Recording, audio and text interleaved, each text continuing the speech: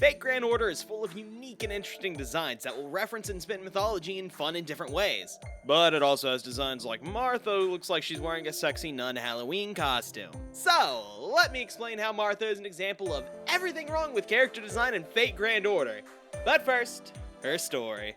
One day, Jesus and his disciples came to the village of Bethany, where they are approached by Martha, who welcomes them into her home with her younger siblings Mary and Lazarus. While you might recognize Lazarus as the guy Jesus returned from the dead, that seems entirely absent from Fate's version of events, which is especially strange since it's not only interesting but also reinforces Martha's faith. You make strange decisions sometimes, Fate. I don't get you. One thing that's been noted is that Martha going out to meet them marks her as the more aggressive sister, which might have inspired her general personality in Fate Go. After welcoming the group, Martha worked herself into a frenzy to prepare for them, to which Jesus basically responds with, "Chill out, you stress too much." After spreading his teachings to them, he had Mary lead him to Lazarus' tomb, where he resurrected their brother.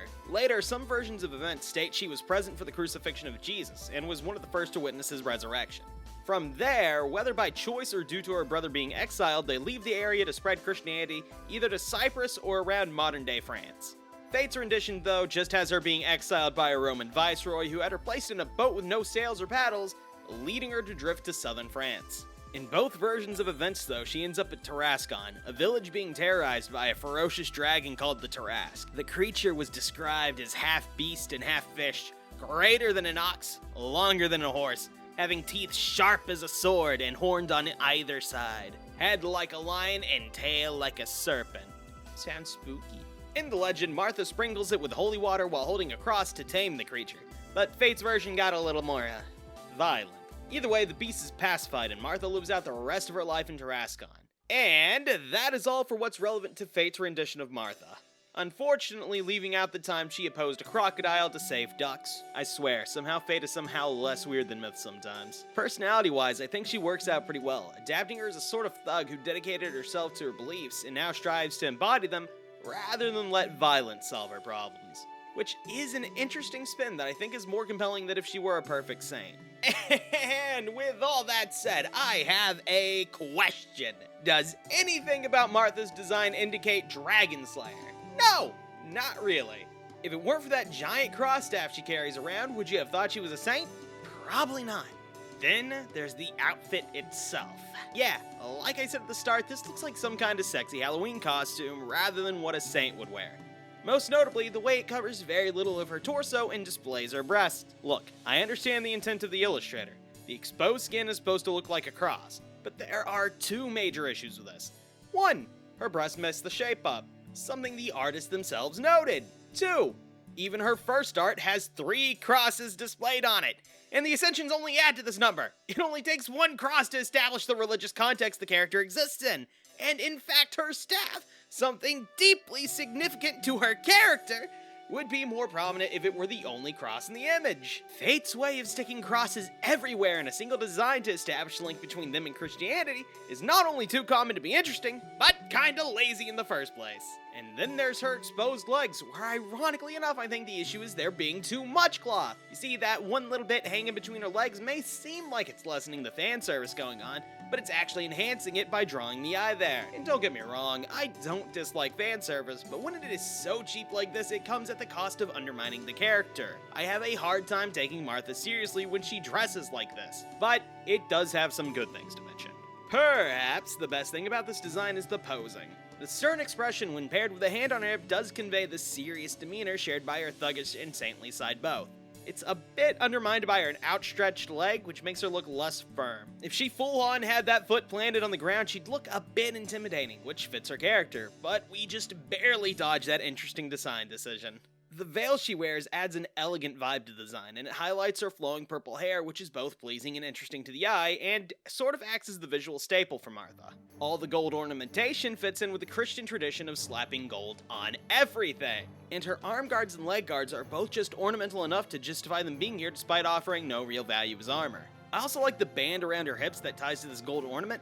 It helps add some asymmetry and divides the design to add some visual interest. Best of all, though, is the cross staff. Her Bondcraft essence reveals to us that this is not the form it had when she was alive. It's referred to as the staff he gave her, an obvious allusion to Jesus. This staff is more than a staff.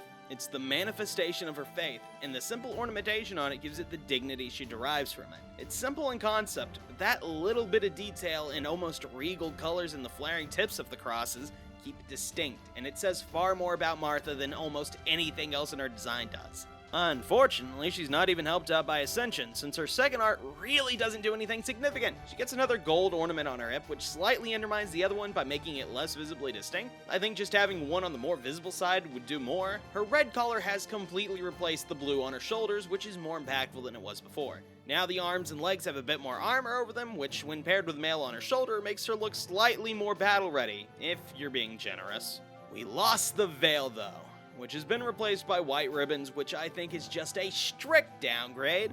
The veil made her look elegant, a trait that she strives for. It's something that works with the character. The ribbons are cute, but they don't say anything like the veil did.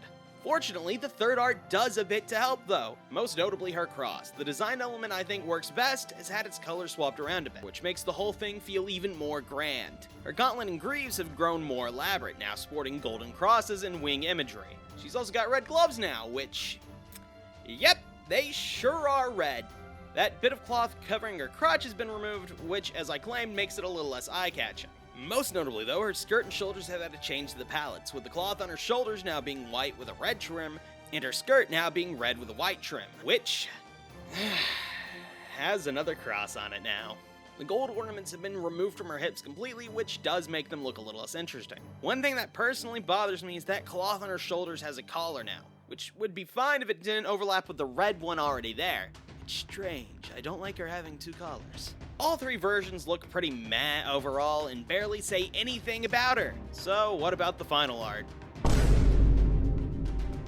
Holy crap, it's actually pretty good! I'd still describe the outfit as an odd mismatch of elements that don't tell you anything about her, but that posing, that is exactly what we're missing! The casual and relaxed way she sits on Tarras's back in this picture heavily contrasts with her pose from before, and it does so much for Martha. The fact that she's this relaxed around a monster like the Tarras shows not only her trust in him, but her confidence as well. Out of everything, it may be the single greatest testament to her strength in the design. This is the master having bonded enough with Martha to show that she's willing to let her guard down around them.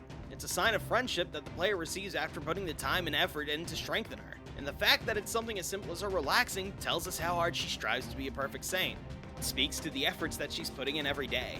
And if the whole design had this much consideration for her, I'm sure it would have been a highlight of early Fate Go.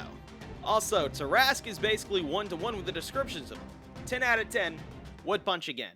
And before we go on, I'm going to take a little break here to say, hey, if you're enjoying, like, subscribe, comment, all that good stuff. And YouTube kind of buried my video on Jacques de Malaise, so if you'd go check that out, that'd be much appreciated. Thanks!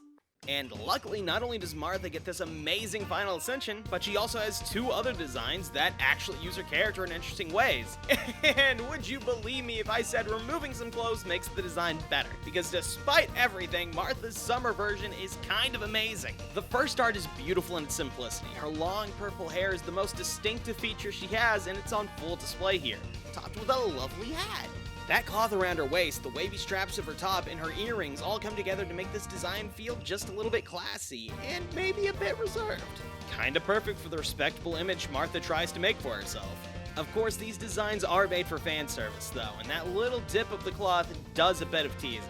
And the colors of that cloth match to the colors of the base design. And the cherry on top is the choker with the cross on it, which makes the religious connection without going insane about it. And the posing. While looking confident, it doesn't look particularly sexy, which is probably the best way they could have handled someone like Martha.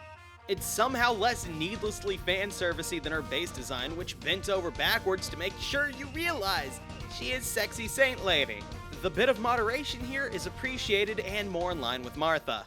And even when that second art comes along and reveals more, it still manages to stay great. Rather than that fashionable cloth around her waist, she now has a sporty looking red jacket that makes her look a little bit more ready to have fun at the beach, which with how the background is brightened up changes the vibe of her posing. It feels just a little bit more casual now, like she's brushing her hair out of her face after the wind dies down.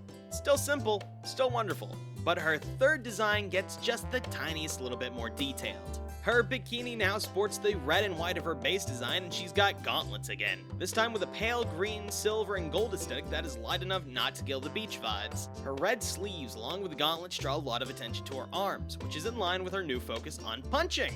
And while it's a little hard to see here, she's got her hair tied up with a large white bow, presumably so it stays out of the way while she's brawling. Finally, she's also got these bands around her legs now, which are kinda irrelevant. It's probably to make the design feel a little more balanced, but they don't make that much impact. What does make an impact though is the last art, which depicts Martha stretching her arms while standing in the ocean in front of the setting sun. Her wet hair and skin, along with her expression, give the impression that she's had a fun day at the beach and is now winding down a bit. The drops of water and sunlight draw the eyes to her body, which is posed in a way to make her attractive. And this here is how you do fan service. Martha here is far more appealing than her base version ever got, and it's not because of how much skin is showing. Seeing a character's appeal not only through the simple lens of how sexy they are, but through making them attractive through action and posing that's natural to them heightens the experience. It creates layers of enjoyment that go deeper than base level attraction. It also lets people appreciate this art, not just because it's got a pretty lady with big booba in it, but also because I get to see a character I like having fun while still feeling like themselves.